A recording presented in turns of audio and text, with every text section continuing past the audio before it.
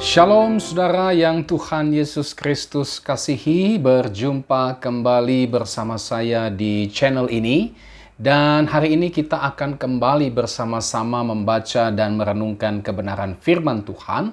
Namun seperti biasa, sebelum kita akan bersama-sama membaca dan merenungkan firman Tuhan, kita berdoa memohon tuntunan dari Roh Kudus. Mari kita berdoa. Bapa di dalam sorga, kembali kami datang kepada Tuhan dan bersyukur atas seluruh berkat pemeliharaan Tuhan dalam seluruh kehidupan kami. Secara khusus kembali kami akan bersama-sama membaca dan merenungkan kebenaran firman Tuhan. Kami sungguh memohon tuntunan dan bimbingan Roh Kudus-Mu bagi kami semua, sehingga firman Tuhan pada hari ini memberkati kami dan membawa satu pembaharuan yang baru dalam kehidupan kami.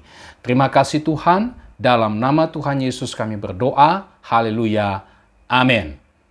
Saudara yang Tuhan Yesus Kristus kasihi, firman Tuhan yang menjadi renungan kita pada hari ini terambil dari Injil Yohanes pasal 3 ayat 1 sampai dengan ayatnya yang ke-21.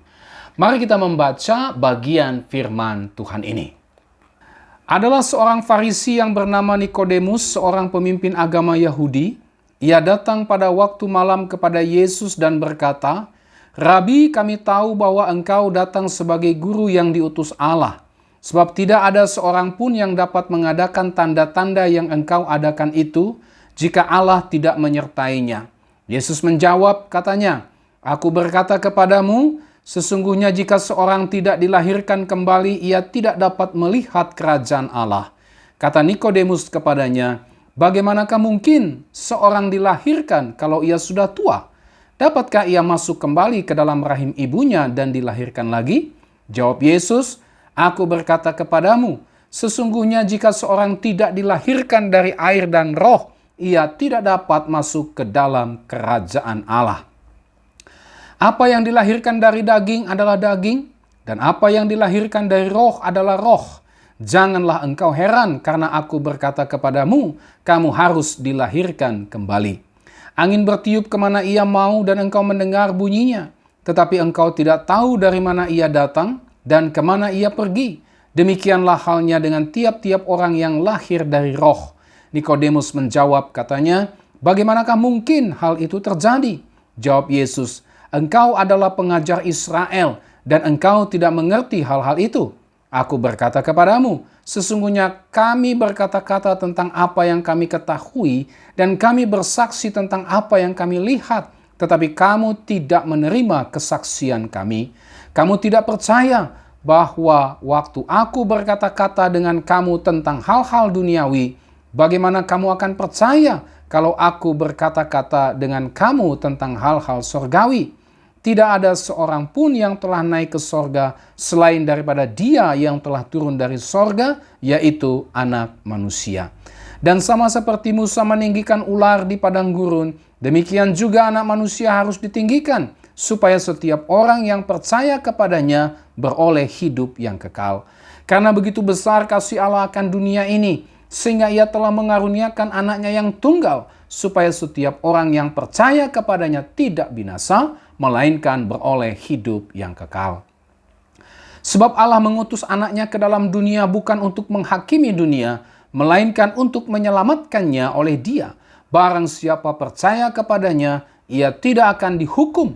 Barang siapa tidak percaya, ia telah berada di bawah hukuman, sebab ia tidak percaya dalam nama Anak Tunggal Allah. Dan inilah hukuman itu, terang telah datang ke dalam dunia, tetapi manusia lebih menyukai kegelapan daripada terang, sebab perbuatan-perbuatan mereka jahat. Sebab barang siapa berbuat jahat, membenci terang, dan tidak datang kepada terang itu, supaya perbuatan-perbuatannya yang jahat itu tidak nampak. Tetapi barang siapa melakukan yang benar, ia datang kepada terang, supaya menjadi nyata bahwa perbuatan-perbuatannya dilakukan dalam Allah. Demikian saudara renungan atau bagian firman Tuhan yang menjadi renungan kita pada hari ini. Tema firman Tuhan pada hari ini diambil dari ayatnya yang ke-7, itulah kamu harus dilahirkan kembali. Tema firman Tuhan, kamu harus dilahirkan kembali. Saudara yang Tuhan Yesus Kristus kasihi, bagian firman Tuhan yang tadi kita sudah baca, yang hari ini menjadi renungan kita, ini menceritakan tentang pertemuan dan percakapan Nikodemus dengan Tuhan Yesus. Di dalam ayat 1 dijelaskan bahwa Nikodemus itu adalah seorang Farisi, seorang pemimpin spiritual Yahudi. Bahkan Tuhan Yesus menyebutnya sebagai seorang pengajar Israel. Ayatnya yang ke-10. Nah, dengan melihat status dari Nikodemus ini, kita bisa melihat dengan jelas bahwa Nikodemus ini bukanlah orang sembarangan. Nikodemus ini bukan orang biasa, tetapi seorang yang berpendidikan tinggi, seorang yang memiliki jabatan yang sangat penting dan strategis, seorang yang punya pengaruh, seorang yang terhormat, seorang yang bermoral tinggi, seorang yang saleh, dan juga tentu saja disegani. Nah, di dalam ayat yang kedua, Nikodemus membuka percakapan yang berisi pengakuan dan penghargaan kepada Yesus dengan menyebut Yesus sebagai seorang rabi. Ya, dia menyebut Yesus sebagai seorang guru yang diutus oleh Allah. Nikodemus percaya bahwa Yesus Kristus adalah utusan Allah. Karena Tuhan Yesus mengadakan berbagai macam tanda mujizat yang Nikodemus telah lihat sendiri, yang bagi Nikodemus itu adalah tanda bukti bahwa Yesus Kristus diutus dan disertai oleh Allah. Nah, yang menarik saudara, Tuhan Yesus memberikan tanggapan yang mengejutkan, yang isinya tidak disangka-sangka.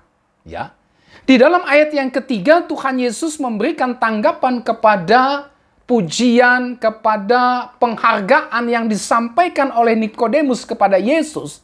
Tuhan Yesus berkata, sesungguhnya jika seorang tidak dilahirkan kembali, ia tidak dapat melihat kerajaan Allah. Ya, seolah-olah nggak nyambung gitu saudara ya. Nikodemus bilang apa, tapi Tuhan Yesus mengatakan apa? Ya, di sini kita bisa melihat mengapa Tuhan Yesus berbicara seperti itu kepada Nikodemus, yang seolah-olah tidak relevan, tidak nyambung dengan pernyataan Nikodemus. Ya, seorang penulis buku bernama Merrill C. Tenney, ya, dalam bukunya yang berjudul Injil Iman, dia memberikan komentar bahwa Tuhan Yesus berkata demikian karena perkataan Tuhan Yesus tersebut sesungguhnya adalah ekspresi dari penglihatan Yesus yang mampu melihat ke dalam apa yang ada di dalam hati manusia. Ya. Di dalam pasal 2 ayat yang ke-25 dari Injil Yohanes ini, di situ dikatakan bagian yang terakhir dari ayat 25, sebab ia tahu apa yang ada di dalam hati manusia. Jadi menurut Merrill C. Tenney ini, saudara, Tuhan Yesus sebenarnya tahu persis bahwa di balik perkataan Nikodemus ada sebuah kebutuhan yang lebih dalam yang tersembunyi dalam hati Nikodemus, itulah kebutuhan akan kerajaan Allah. Nikodemus dan juga orang Israel pada samanya tersebut, mereka sedang menantikan datangnya kerajaan Allah atas Israel yang akan dibawa oleh seorang Mesias. Nah, itulah sebabnya mengapa Tuhan Yesus langsung memberikan sebuah jawaban yang langsung pada inti masalah, yakni tanpa kelahiran kembali, tidak ada seorang pun yang dapat melihat dan memasuki kerajaan Allah. Nah, saudara mendengar jawaban Tuhan Yesus tersebut, Nikodemus tidak mengerti. Dia tidak memahami jawaban Tuhan Yesus tersebut. Karena rupanya Nikodemus mengira bahwa apa yang dimaksud oleh Yesus dengan dilahirkan kembali adalah kelahiran yang bersifat jasmani. Ayatnya yang keempat. Ya. Itulah sebabnya Nikodemus berkata, bagaimana mungkin seorang yang sudah tua dapat kembali ke dalam rahim ibunya dan dilahirkan kembali? Ya. Jadi Nikodemus menanggapi istilah dilahirkan kembali yang diucapkan oleh Yesus ini ada dalam pengertian yang sifatnya jasmaniah, ya, kelahiran manusia pada umumnya. Di dalam ayat 5 sampai 8, Tuhan Yesus menjelaskan kepada Nikodemus bahwa yang dimaksud oleh Yesus dengan dilahirkan kembali bukan berbicara mengenai kelahiran yang bersifat jasmani atau daging, tetapi mengenai kelahiran yang bersifat rohani, ayatnya yang ke-6. Kelahiran yang berasal dari atas, ayatnya yang ke-5. Dan bukan yang berasal dari dunia ini.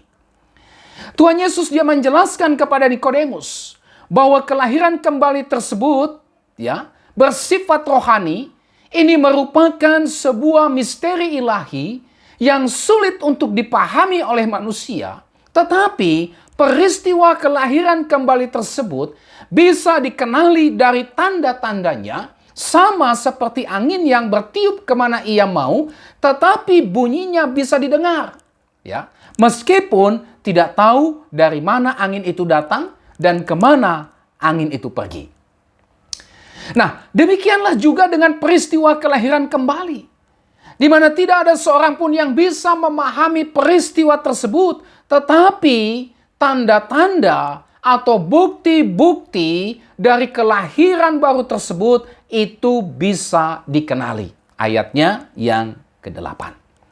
Lalu kemudian Tuhan Yesus kembali menegaskan bahwa baik Nikodemus maupun siapapun juga ya harus dilahirkan kembali. Ayat 7, kamu harus dilahirkan kembali. Nah, menarik kata kamu di situ, rupanya ini ada dalam bentuk jamak, ya.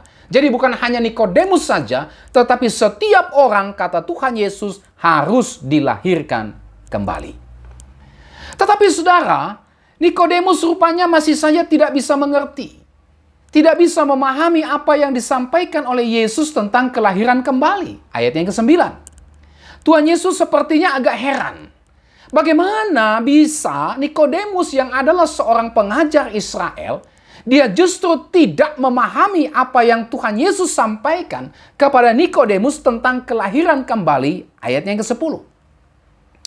Nah, dari apa yang dikatakan oleh Yesus dalam ayat 11 sampai dengan ayat 12, kita bisa melihat bahwa bukan Nikodemus tidak mengerti maksud dan perkataan Tuhan Yesus tersebut, tetapi rupanya karena Nikodemus tidak mau percaya atau belum mau percaya kepada kesaksian Tuhan Yesus tersebut. Nah, oleh sebab itu, untuk memperjelas maksud Yesus tentang keharusan dari kelahiran kembali, Tuhan Yesus mengambil kisah ular tembaga yang tentu saja ini dipahami, dikenal oleh Nikodemus, dan menghubungkan kisah ular tembaga tersebut dengan karya penebusan Yesus di kayu salib, sehingga setiap orang yang memandang atau percaya beriman kepada Kristus tidak binasa, melainkan memperoleh hidup yang kekal. Ayat 13 sampai dengan ayat 21. Intinya, Tuhan Yesus memberitahukan kepada Nikodemus bahwa kelahiran baru menghasilkan iman kepada kematian dan kebangkitan Kristus. Nah, saudara yang Tuhan Yesus Kristus kasihi, dari percakapan Tuhan Yesus dengan Nikodemus ini, kita bisa melihat beberapa pelajaran penting dari perkataan Yesus, kamu harus dilahirkan kembali. Apa saja itu? Yang pertama, kelahiran kembali adalah cara supaya bisa melihat dan memasuki kerajaan Allah. Ayat 1 sampai dengan ayatnya yang ke-7. Nah, saudara yang Tuhan Yesus Kristus kasihi, Nikodemus ini adalah seorang Israel tulen yang adalah bangsa pilihan Tuhan. Ya, orang Israel pada waktu itu dididik bahwa kamu itu adalah bangsa pilihan Tuhan. Orang yang bukan Israel itu bangsa kafir, bangsa yang tidak akan mendapatkan keselamatan daripada Tuhan. Sementara kamu yang adalah orang Israel, kamu bangsa pilihan yang pasti akan diselamatkan oleh Tuhan. Statusmu sebagai bangsa Israel, statusmu sebagai bangsa pilihan Tuhan, itu menjamin kamu akan mendapat keselamatan yang daripada Tuhan. Ya, ini diajarkan Dan ini bukan sesuatu yang mengherankan bagi Nikodemus. Bahkan mungkin Nikodemus mengajarkan hal ini kepada semua peserta didiknya. Nikodemus adalah seorang Israel tulen. Bangsa Israel yang adalah bangsa pilihan Tuhan. Nikodemus juga adalah seorang yang berpendidikan tinggi. Dia seorang yang memiliki jabatan penting. Dia seorang yang punya pengaruh. Dia seorang yang bermoral tinggi.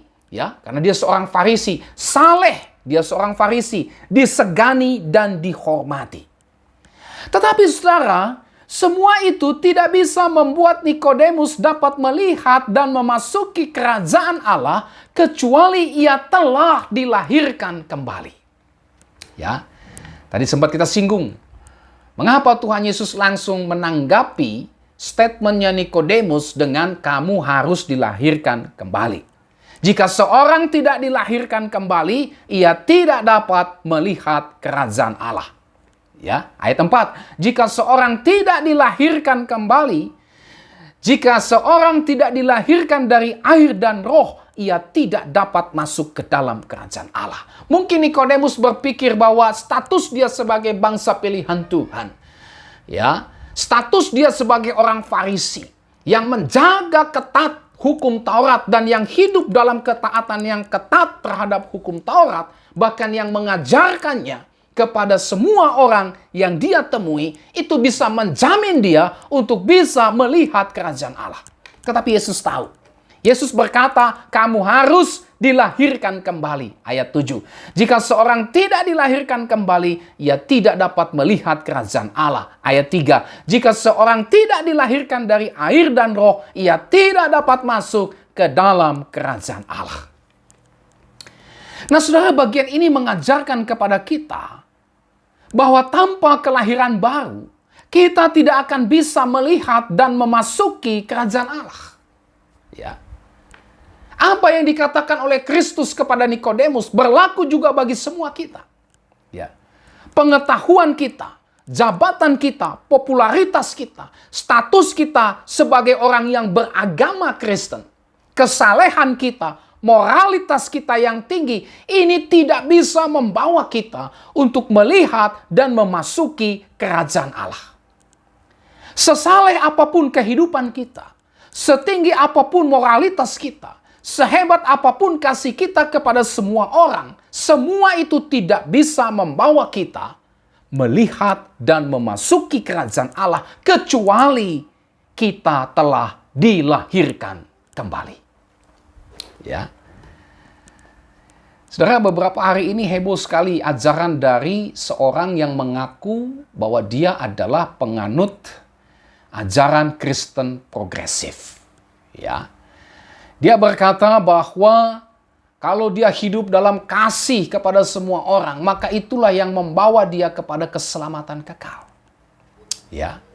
Bahkan dia berani berkata, kalau ada seorang yang dia tahu bahwa dia itu baik, hidup dalam kasih, tetapi masuk neraka hanya gara-gara dia tidak mengakui atau tidak percaya kepada Yesus, dia berani mengatakan, maka saya ikut orang itu untuk masuk neraka.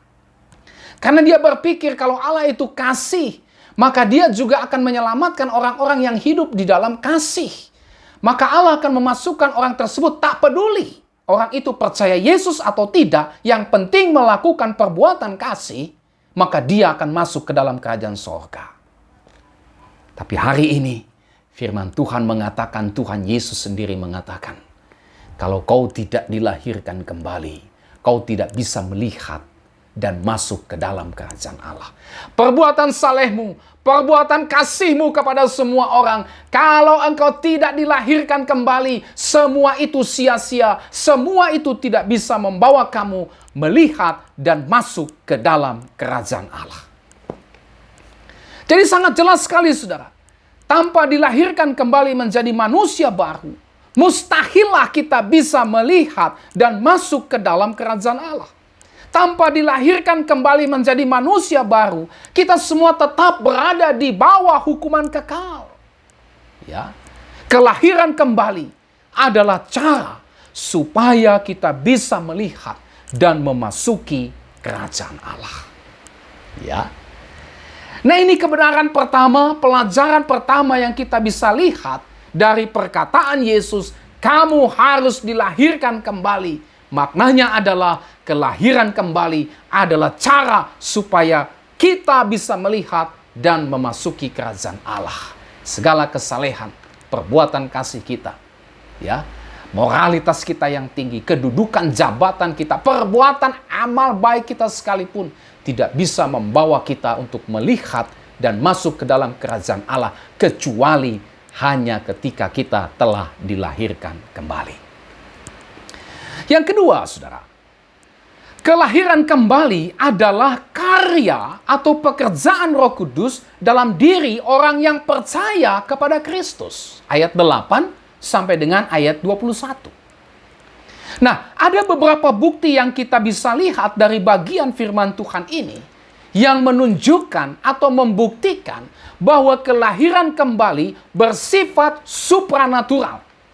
Atau bisa dikatakan, kelahiran kembali ini merupakan pekerjaan Roh Kudus dalam diri orang percaya.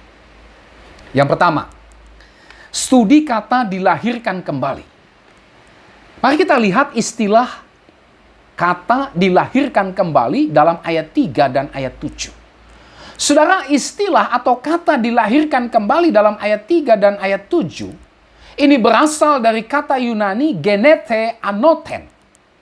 Nah, kata genete yang merupakan bentuk aorist pasif dari kata genao yang berarti memperanakkan atau dilahirkan. Ya. Sedangkan kata anoten yang secara harafiah berarti dari atas. Ya. Kata ini juga bisa berarti kembali. Bisa diartikan lagi. Bisa juga diartikan baru. Jadi istilah dilahirkan kembali atau lahir baru ini mempunyai makna dilahirkan dari atas. Ya. Ada penafsir yang mengatakan sebenarnya kata yang tepat dalam ayat 3 dan ayat 7 ini bukan dilahirkan kembali tetapi dilahirkan dari atas. Untuk menunjukkan secara khusus bahwa kelahiran baru atau kelahiran dari atas itu ini menunjuk kepada karya dan pekerjaan yang bersifat supranatural. Itulah karya dan pekerjaan Roh Kudus. Kalau bicara tentang karya dan pekerjaan yang bersifat supranatural, maka itu jelas bukan karya dan pekerjaan manusia, tetapi pribadi yang sifatnya supranatural. Siapa? Tidak lain tidak bukan adalah Roh Kudus sendiri. Nah, bentuk aorist dari kata genete atau dilahirkan tersebut ini mengindikasikan bahwa kelahiran baru ini merupakan kejadian tunggal yang terjadi sekali untuk selamanya. Jadi peristiwa dilahirkan kembali, karya Roh Kudus yang terjadi sekali untuk selamanya, bukan berulang-ulang. Ya. Sedangkan bentuk pasif voice dari kata genete atau dilahirkan ini menyatakan kepada kita bahwa dalam peristiwa kelahiran kembali ini, manusia hanya bersikap pasif. Artinya apa? Artinya, sama seperti kelahiran yang bersifat natural atau yang bersifat jasmani, kita tidak memiliki andil apa-apa dalam kelahiran kita. Kita secara total pasif di dalam kelahiran natural atau kelahiran jasmani kita. Demikian jugalah di dalam kelahiran rohani kita. Kita pasif. Kenapa? Yang mengerjakannya adalah Roh Kudus sendiri. Yang kedua, kita memperhatikan kata dilahirkan dari air dan roh, ayat 5. Istilah dilahirkan dari air dan roh dalam ayat 5 ini, saudara, menunjukkan bahwa istilah air ini melambangkan penyucian, melambangkan pentahiran, melambangkan pemurnian rohani yang sebagaimana kata ini sering dipakai di dalam Perjanjian Lama. Sedangkan istilah dilahirkan dari roh ini menyatakan dengan jelas bahwa pelaku dari kelahiran baru ini tidak lain dan tidak bukan adalah Roh Kudus sendiri. Nah, berdasarkan pengamatan atau studi kata terhadap beberapa ayat tersebut, beberapa istilah tersebut, saudara, kita bisa menyimpulkan bahwa kelahiran kembali ini mutlak merupakan karya Roh Kudus dalam diri seseorang, di mana ia sama sekali tidak memiliki andil atau hanya bersifat pasif semata terhadap kelahiran kembalinya tersebut, karena ia pada dasarnya mati karena dosa-dosanya. Peristiwa kelahiran kembali ini merupakan karya Roh Kudus yang membawa seseorang ke dalam kesatuan yang hidup dengan Kristus, mengubah hati mereka sehingga mereka yang dulunya mati secara rohani menjadi hidup secara rohani, dan sekarang berkemampuan, berkeinginan, berkehendak, memiliki kerinduan untuk bertobat dari dosa, mempercayai Injil, dan melayani Tuhan. Ya, peristiwa kelahiran kembali ini merupakan sebuah misteri ilahi, di mana tidak ada seorang pun yang bisa memahami secara tuntas peristiwa tersebut. Tidak ada seorang pun yang bisa memahami peristiwa kelahiran kembali. Tetapi saudara, meskipun kelahiran kembali merupakan sebuah misteri, di mana tidak ada seorang pun yang bisa memahaminya secara tuntas, tetapi peristiwa kelahiran kembali tersebut bisa dikenali dari tanda-tandanya. Ya, Tuhan Yesus, dia mengambil perumpamaan dari angin yang bertiup kemana ia mau, dan meskipun bunyinya bisa didengar, tetapi tidak ada yang tahu dari mana ia datang atau kemana ia pergi. Ya, demikian halnya dengan peristiwa kelahiran baru yang meskipun tidak bisa dipahami secara tuntas oleh keterbatasan manusia karena bersifat misteri, tetapi peristiwa itu bisa dikenali dari tanda-tandanya. Nah, apa saja tanda-tanda atau bukti-bukti bahwa seseorang telah dilahirkan kembali? Ya, pertama, orang yang telah dilahirkan kembali adalah orang yang terus-menerus melakukan hal yang benar. 1 Yohanes 2 ayat 9. Jikalau kamu tahu bahwa ia adalah benar, kamu harus tahu juga bahwa setiap orang yang berbuat kebenaran lahir daripadanya. Ya, lahir daripadanya. Ya, istilah lahir di sini menunjukkan bahwa orang yang telah dilahirkan kembali ini akan menunjukkan buah, akan menunjukkan bukti dari kelahiran kembali tersebut, itulah berbuat kebenaran. Ya, kenapa? Karena ia lahir dari Allah yang adalah kebenaran itu. Maka seorang yang sudah dilahirkan kembali, meskipun kita tidak mengerti seperti apa peristiwa itu karena bersifat misteri, tetapi buahnya, buktinya, tandanya bisa kita kenali. Apa itu? Dia sekarang terus-menerus hidup atau melakukan hal-hal yang benar. Yang kedua, orang yang telah dilahirkan kembali tidak akan terus-menerus hidup dalam dosa. 1 Yohanes 3 ayat 9. Setiap orang yang lahir dari Allah tidak berbuat dosa lagi, sebab benih ilahi tetap ada di dalam dia, dan ia tidak dapat berbuat dosa karena ia lahir dari Allah. Ya, sekali lagi, kalimat atau kata lahir dari Allah ini menunjukkan bahwa orang yang telah dilahirkan kembali, ia tidak terus-menerus melakukan dosa atau menikmati dosa, tetapi dia meninggalkan dosa itu secara total. Orang yang sudah dilahirkan baru, memang bisa saja saudara jatuh dalam dosa. Orang yang sudah dilahirkan baru bukan berarti dia tidak lagi melakukan dosa sama sekali. Dia tidak mungkin lagi bisa jatuh dalam dosa. Oh tidak. Ya, dia masih punya kemampuan untuk jatuh dalam dosa. Tetapi meskipun dia bisa saja jatuh dalam dosa, dia tetapi tidak lagi hidup di dalam dosa. Ya, waktu dia jatuh, dia tidak hidup dalamnya. Tapi dia gelisah, Roh Kudus menggelisahkan hatinya, Roh Kudus menuntun dia kepada pertobatan dan pengudusan. Inilah ciri yang kedua, tanda dari orang yang sudah dilahirkan kembali, dia tidak terus-menerus hidup dalam dosa. Tanda yang ketiga, orang yang telah dilahirkan kembali akan mengasihi sesama orang percaya. 1 Yohanes 4 ayat 7. Saudara-saudaraku yang kekasih, marilah kita saling mengasihi, sebab kasih itu berasal dari Allah, dan setiap orang yang mengasihi lahir dari Allah dan mengenal Allah. Ya, dia punya kemampuan untuk mengasihi sesamanya berdasarkan kasih Kristus, itu karena dia sudah dilahirkan kembali. Jadi seseorang bisa mengasihi sesamanya bukan cara untuk dia bisa masuk ke dalam kerajaan Allah, tetapi merupakan buah bukti bahwa dia telah dilahirkan kembali. Ya. Yang keempat, saudara, orang yang telah dilahirkan kembali adalah orang yang memiliki iman.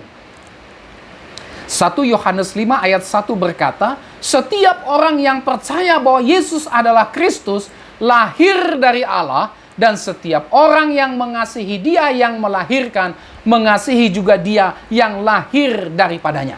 Ya. Setiap orang yang percaya bahwa Yesus adalah Kristus, setiap orang yang beriman bahwa Yesus adalah Kristus, lahir dari Allah. Ayat ini jelas memberitahukan kepada kita bahwa iman kepada Kristus, percaya kepada Kristus adalah buah atau bukti dari orang yang telah dilahirkan kembali. Ya. Kalau orang belum bisa percaya kepada Kristus, atau dia menolak Kristus, tidak mau beriman kepada Kristus, itu karena dia belum dilahirkan kembali. Karena hanya orang yang sudah dilahirkan kembalilah, maka dia bisa memiliki iman. Dia bisa percaya sepenuhnya kepada Yesus yang adalah Kristus. Dan orang yang sudah dilahirkan kembali, dia hanya beriman kepada Yesus Kristus saja dan tidak lagi beriman kepada apapun, kepada siapapun yang ada di dunia ini. Dia tidak lagi beriman kepada jabatannya. Dia tidak lagi beriman atau menggantungkan seluruh hidupnya kepada kedudukannya. Dia tidak lagi mengimani kekayaannya. Dia tidak mengimani kepintarannya, popularitasnya, kekuasaannya, dan apapun yang ada di dunia ini. Tidak. Dia hanya mengimani Yesus Kristus saja. Dan itu hanya bisa terjadi kalau orang tersebut sudah dilahirkan kembali.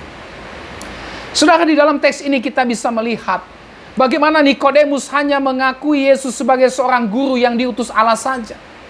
Dia belum bisa mengakui bahwa Yesus Kristus adalah Mesias, adalah Kristus yang ditentukan dan diutus Allah untuk menjadi juru selamat orang berdosa. Ini menunjukkan kepada kita bahwa orang yang belum dilahirkan kembali, dia tidak akan bisa percaya dan beriman kepada Kristus. Hanya ketika orang tersebut mengalami kelahiran baru sajalah ia dapat beriman dan percaya kepada Yesus Kristus. Buah dari kelahiran kembali. Yang kelima, saudara, orang yang telah dilahirkan kembali, tandanya, cirinya adalah mengalahkan dunia. 1 Yohanes 5 ayat 4, sebab semua yang lahir dari Allah mengalahkan dunia. Dan inilah kemenangan yang mengalahkan dunia, iman kita. Luar biasa. Dunia yang dimaksud di sini, saudara, adalah segala sesuatu yang melawan Allah. Dunia yang dimaksud dalam teks ini berbicara tentang sumber cobaan dan juga dosa. Mereka yang telah dilahirkan kembali ini tidak akan dikalahkan oleh cobaan atau godaan dunia ini. Tidak. Ya. Kenapa? Karena dia lahir dari Allah.